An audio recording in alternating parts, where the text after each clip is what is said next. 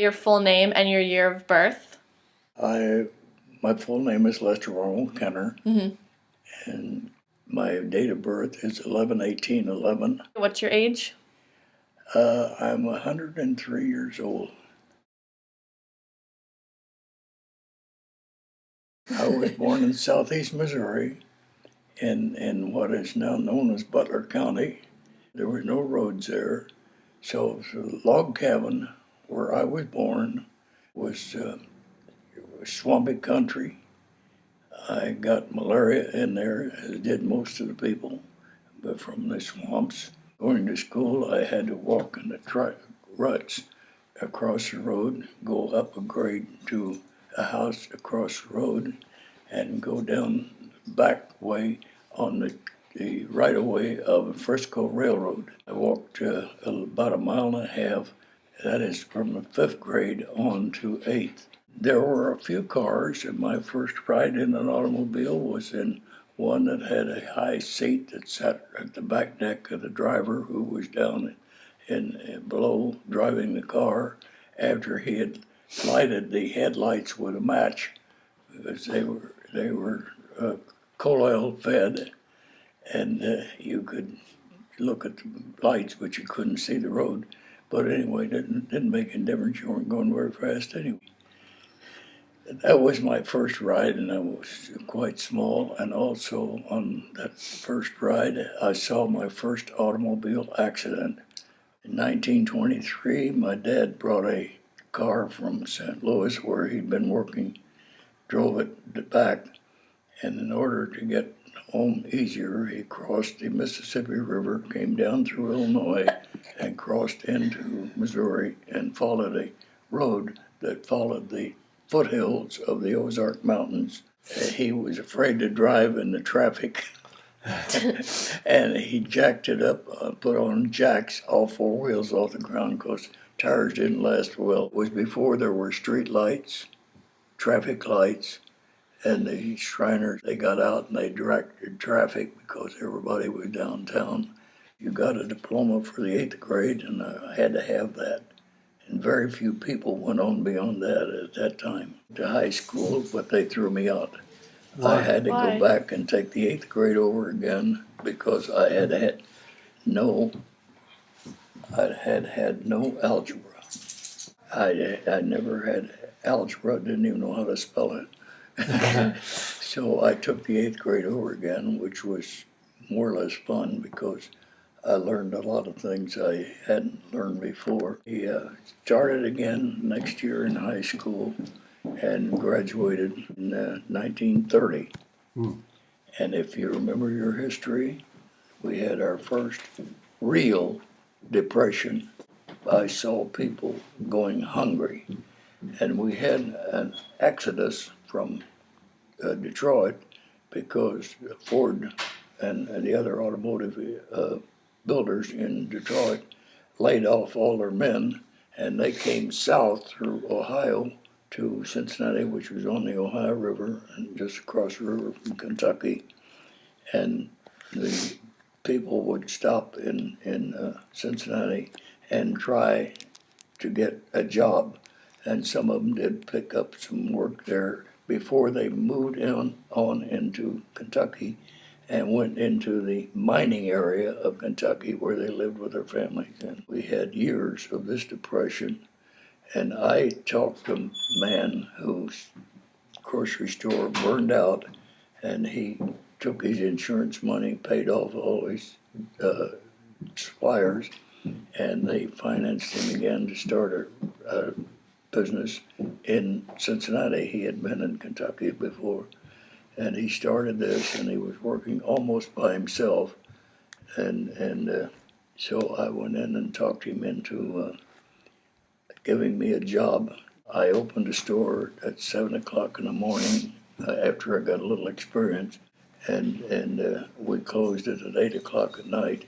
And the first week, I drew my salary, which was $6.50. In the Depression days, you were lucky to make a few cents on a can of merchandise or whatever. I was in there loafing, talking, and he said, "What are you going to do?" And I said, "Darn if I know. I may drive up to Dayton, Ohio, where they have the air center, and see if they can use a mechanic. But he said, "Why don't you join the National Guard?" I said, "National Guard, I refused after World War I. I refused to ever join anything that had a uniform. It scared me to death." And he said, "Well, you remember Charlie Daniels?" I said, "Yeah, he was a great classmate of mine." And she said, "Well, he's Regimental Sergeant Major. If you know the ranks, Regimental Sergeant Major was the office manager, non-commissioned officer, Master Sergeant."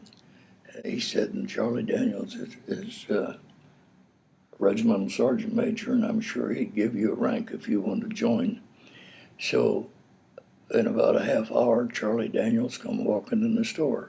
He was living in a government project that had built lovely apartment buildings and rented them to wage earners. And Charlie walked in, and my friend Don said, "Charlie, I was telling Les he should join the Guard." He said, "Yeah, come on, I'll give you a rating. You can still type." I said, "Yeah, I can type." He said, "Well, I need you in headquarters, and I'll give you a rating, and come on." So in 30 minutes, I made up my mind to join the Army. And this was in October 15th, 1940, the year before the war. And I got up at 5 o'clock, went down to the armory, and I presented myself, and somebody led me to an officer, a captain, introduced me to the captain, and the captain was glad to see me. He was a nice fellow and got along fine with younger men. And he said, "If I can get somebody to type out your application, we'll get you going." And a voice behind me said, "Captain, I'll do it as soon as I get through with my reenlistment here. As soon as I finish it, I'll take care of him." So that man, that voice, became one of my best friends in the Army. He was a staff sergeant, and they introduced me into service company, which delivered all supplies used by the regiment.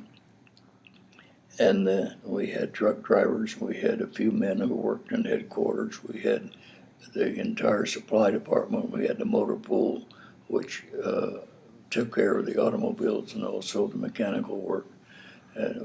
Had that was service company. So I was next morning. I presented myself at 5 o'clock and got the paper signed, and then they took me in the line and took me down to the doctors who were examining people. And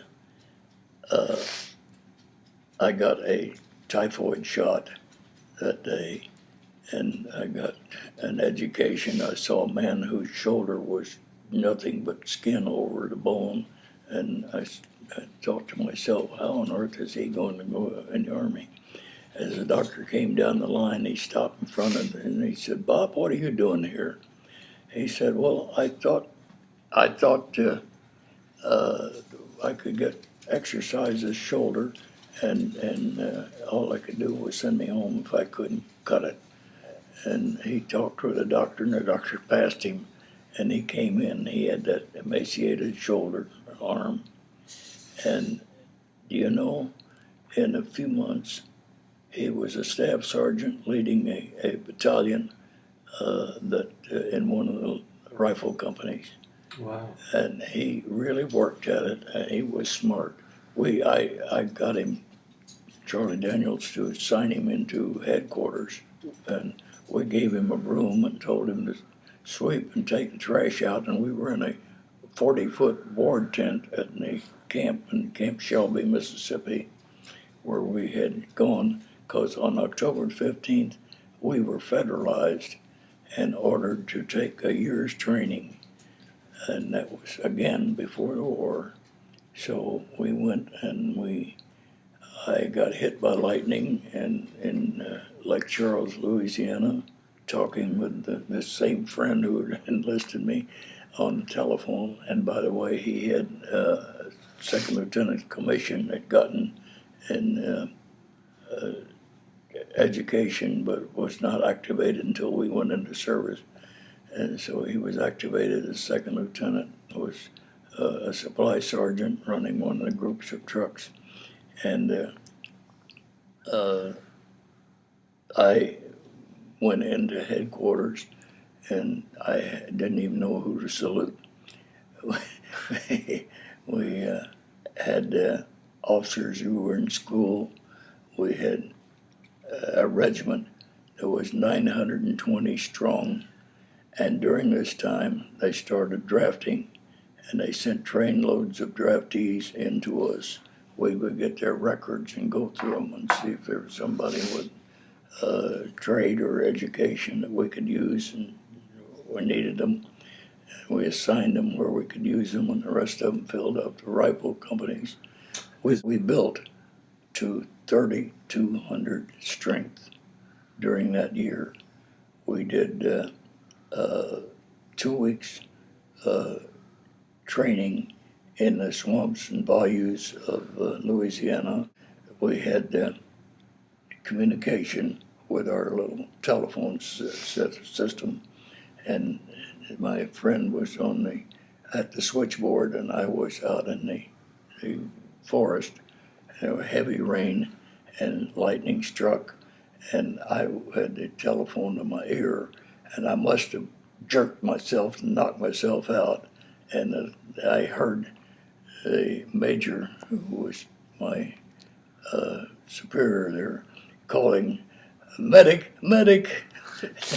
And I was out cold. They brought me to, and I got up and shook my head, and I was all right. I didn't get hit by lightning per se, but I got the reaction. The switchboard operator got burned pretty badly, and my friend got seared a little bit, but they got the worst of it at the switchboard, and I got knocked myself out. Anyway, we went up the bayous in Louisiana for 2 weeks. We were in mock battle, and we finished that with the alligators and the snakes. We'd go into some of the swamps for bath, because we had no camp and nothing.